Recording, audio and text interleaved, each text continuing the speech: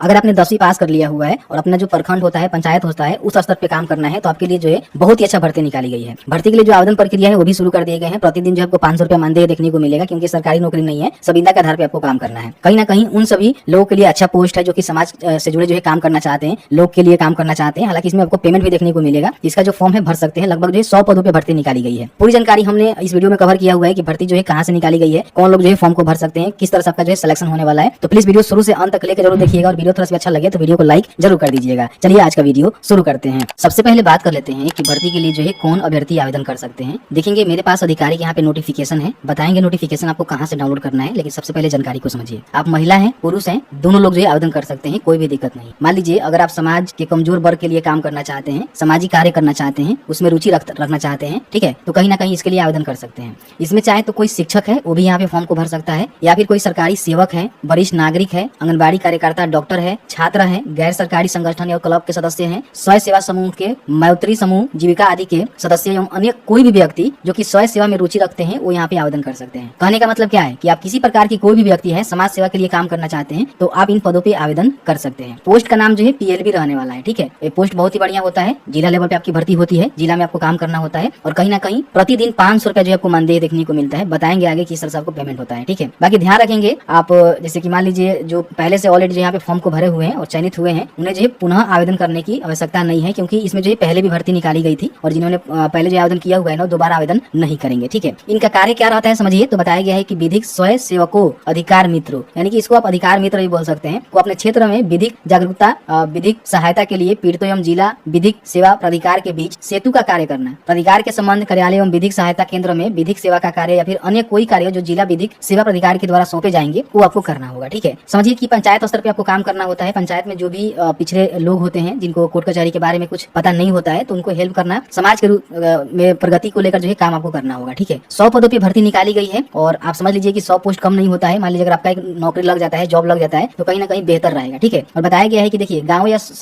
गाँव के समूह में कार्य होना है। जिले के सभी क्षेत्र में पारा विधिक स्वयं सेवकों के अधिकार को मित्र का चयन क्षेत्रीय आधार पर किया जाएगा। अतः आवेदक अपने प्रखंड से ही आवेदन करेंगे, यानी कि प्रखंड से ही आप आवेदन करेंगे, क्योंकि प्रखंड स्तर पे पंचायत स्तर पे आपको काम करनी पड़ती है। बाकी देखेंगे तो बताया गया है कि आपका जो शैक्षणिक योग्यता है मैट्रिक पास है तो आप यहाँ पे फॉर्म को भर सकते हैं। केवल मैट्रिक पास फॉर्म को भर सकते हैं। किसी प्रकार की कोई भी आपकी परीक्षा नहीं होने वाली है, ठीक है। सीधी भर्ती आपकी होने वाली है। छोटा सा इंटरव्यू होगा पर्सनालिटी के लेकर, ठीक है। यहाँ बताया गया है कि 31/3/2025 तक आपका जो उम्र है ना कम से कम 18 वर्ष हो गया है तो आप यहाँ पे फॉर्म को भर सकते हैं। मतलब कि 18 वर्ष पूरा आपने कर लिया हुआ है तो आप यहाँ पे फॉर्म को भर सकते हैं, ठीक है।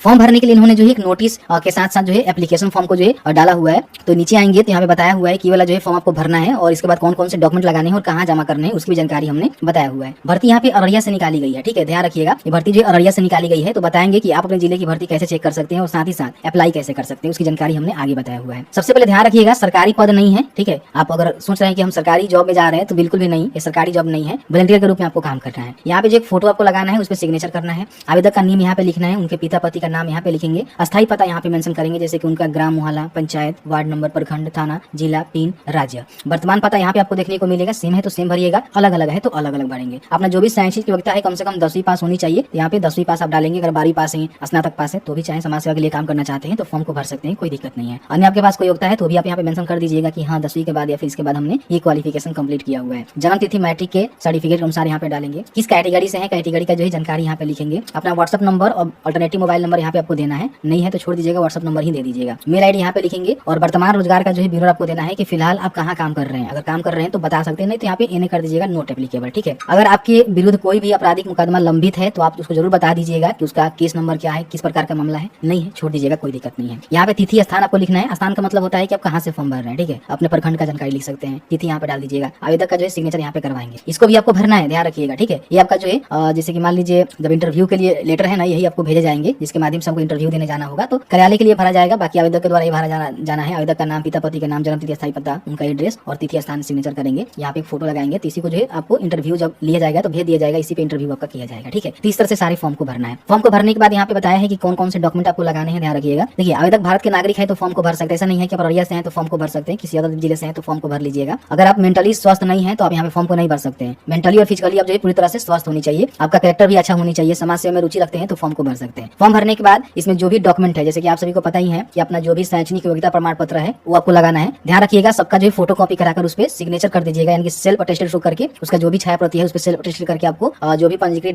डाक है उसके माध्यम से भेज सकते हैं इनके कार्यालय में, और नहीं तो जो जिला विधिक सेवा प्राधिकार बिहार न्यायालय परिसर अररिया के कार्यालय है उसमें 26/4/2025 को शाम के 5 बजे से पहले हाथों हाथ भी समर्पित कर सकते हैं, नहीं तो आप पोस्ट बाई भी भेज सकते हैं। आवेदन जमा करने का तिथि 26/4 तक ही है, ध्यान रखिएगा। और आपका जो इंटरव्यू है ना वो 25 मई को मई माह में जो है प्रथम सप्ताह में, जैसे कि मई का जो प्रथम सप्ताह होता है 1 से लेकर 7 के बीच में कभी भी कंडक्ट कराए जाएंगे, जिसकी जानकारी इनके ऑफिशियल पोर्टल पे दिए जाएंगे। आपको नोटिस नहीं भेजा जाएगा, तो इनका ऑफिशियल पोर्टल पे आपको चेक करते रहना है, ठीक है। बाकी हम मानदेय की बात करें तो बताया गया है कि आपको जो है 500 रुपया प्रतिदिन जो है मानदेय देखने को मिलेगा, ठीक है। परंतु यह मानदेय केवल उन विशेष दिनों के लिए देय होगा जिस दिन विधिक सेवा प्राधिकार उन्हें कोई विशेष कार्य करने हेतु सौंपती है या फिर स्वयं सेवक गाँव से किसी व्यक्ति को विधिक सेवा हेतु विधिक सेवा प्राधिकार केंद्र ले आता है। यानी कि देखिए 500 रुपया आपको डेली मिलेगा, लेकिन डेली आपको काम नहीं न दिया जाता है, इन बातों को समझिएगा। आपको मान लीजिए महीना में 10 दिन 15 दिन काम कराए जाएंगे तो उसके हिसाब से आपको पेमेंट यहाँ पे देखने को मिलेगा। जब आपसे काम लिए जाएंगे तो पैसे मिलेंगे, नहीं तो नहीं मिलेंगे। यही भर्ती होने वाला है, ठीक है। तो मैंने पूरी जानकारी आपको बताया हुआ है। बाकी आप अपने जिले की जो भर्ती की जानकारी है वो चेक करना चाहते हैं तो जैसे कि मान लीजिए अररिया से भर्ती निकाली गई है तो अररिया.nic.in का ऑफिशियल पोर्टल पे आए हैं, नोटिस वाला सेक्शन में जाएंगे, रिक्रूटमेंट का सेक्शन आपको देखने को मिलेगा। यहाँ पे देखिए भर्ती की जो है लेटर आपको निकल के आ चुका है, तो यही हम डाउनलोड करके आपको बताए हुए कि किस तरह से अररिया में भर्ती चल रही है। बाकी क्लिक करके इसको ओपन कर लीजिएगा और जिस भी जिले से आते हैं उस जिले का ऑफिशियल पोर्टल को ओपन करिएगा, नोटिस वाला सेक्शन में जाइएगा, रिक्रूटमेंट में जाइएगा। अगर भर्ती आया होगा तो यहाँ पे आप चेक कर लेना, अप्लाई कर लेना, ठीक है। इस तरह से मैंने बताया कि किस तरह से आपको चेक कर, जैसे कि आपने देखा कि मैंने जो है पूरी जानकारी बताया कि भर्ती जो है किस तरह से निकाली गई है, कहाँ से निकाली गई है, कौन लोग जो है फॉर्म को भर सकते हैं और किस प्रकार की आपकी भर्ती होने वाली है। अगर आप सामाजिक लोग हैं, समाज से जुड़े जो है लोग हैं, आपको समाज के उत्थान के लिए काम करना है, सामाजिक कार्य करना है, तो कहीं ना कहीं आपके लिए जो है बहुत ही अच्छा पोस्ट होने वाला है। तो बस आज की वीडियो में इतना ही। वीडियो थोड़ा सा अच्छा लगा है तो प्लीज वीडियो को लाइक कर दीजिएगा। चलिए मिलते हैं एक नए वीडियो में एक नए टॉपिक के साथ, तब तक के लिए वीडियो देखने के लिए आपका बहुत बहुत धन्यवाद।